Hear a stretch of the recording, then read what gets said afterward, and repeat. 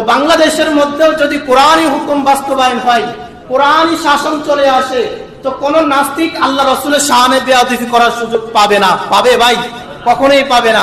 সূরা যারা আল্লাহ রাসূলের শানে বেয়াদবি করবে তাদেরকে আল্লাহ রাব্বুল আলামিন দুনিয়ার জমিনের মধ্যে থেকে নিকৃষ্ট অবস্থার মধ্যে মৃত্যুবরণ করবে। এই যে গত কয়েকদিন আগে ভারতের মধ্যে একজন ব্যক্তি আল্লাহ রাসূলের শানে বেয়াদবি করেছে না ভাই? হ্যাঁ, ভারতের এক কুখ্যাত নাস্তিক মুরতাদ আল্লাহ রাসূলের শানে বেয়াদবি করেছেন, আল্লাহ রাসূলের ইজ্জতের উপর নিয়ে কথা বলেন। তো যাহারাই আল্লাহ রাসূলের শানে বেয়াদবি করে, যাহারাই আল্লাহ রাসূলের ইজ্জতের উপর কথা বলে, আল্লাহ রাব্বুল আলামিন তাদেরকে দুনিয়ার জমিন থাকতে তাদেরকে ধ্বংস করে দিবেন। ঠিক না ভাই?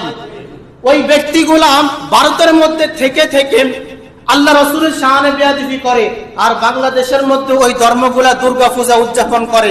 ওই দুর্গা পূজার মধ্যে আমাদের মুসলমান ছেলে সন্তান যায় কি যায় না? যায় না ভাই? যে ধর্মের লোকেরা আমাদের রাসূলের শানে বেয়াদবি করে, আর আমরা মুসলমানের ছেলে সন্তান হইয়া তাদের ধর্মের মধ্যে কেমনে যাই? এটা আমাদের লজ্জা থাকার দরকার না ভাই?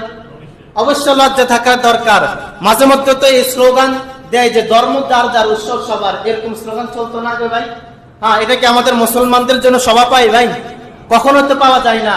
হ্যাঁ, বাংলাদেশের মধ্যে যদি কোরআনী হুকুম যদি বাস্তবায়ন হয়, তাহলে কোন নাস্তিক কিন্তু আল্লাহ রাসূলের শানে বেয়াদবি করতে পারবে না। ঠিক না ভাই?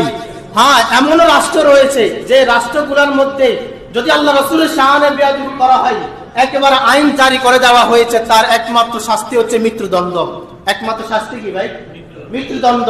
তো বাংলাদেশের মধ্যেও যদি কোরআনী হুকুম বাস্তবায়ন হয়, কোরআনই শাসন চলে আসে, তো কোন নাস্তিক আল্লাহ রাসূলের শানে বেয়াদবি করার সুযোগ পাবে না। পাবে ভাই? কখনোই পাবে না।